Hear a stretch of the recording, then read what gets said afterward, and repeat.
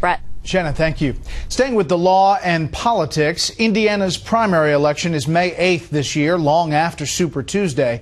But officials there are still trying to make sure this year's Republican primary does not feature a repeat of the allegations leveled after the 2008 Democratic contest. Senior correspondent Eric Shawn explains from Indiana. Statewide level. It's a push to prevent fraud. Any election can come down to 2 votes. Well, getting somebody on the ballot can come down to a couple names. Republican state and county officials attended a seminar in LaPorte, Indiana, to learn how to spot possible election fraud on the presidential petitions they are collecting and began turning into election boards today. The goal, to avoid a repetition of the alleged election fraud in South Bend.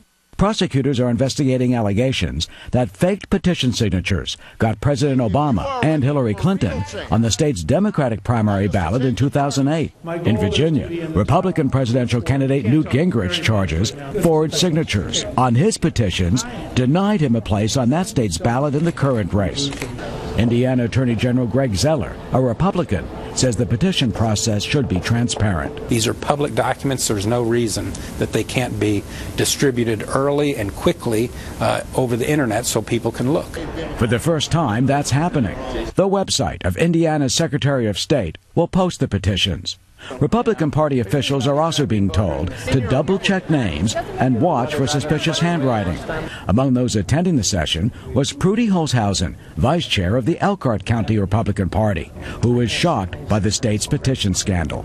It's a travesty. It's very sad to think that, this stuff goes on, but it does. Democrats have called what happened 4 years ago isolated. There is always a desire, I think, on the part of both political parties, at least in Indiana, to ensure that the process is one that can be relied on, it's consistent, that's fair, that's uniform. The campaigns have until the end of the month to file their presidential petitions. Those here hope the lessons learned from the election fraud allegations will mean there will be no questions about the integrity of the petitions filed during the 2012 presidential race.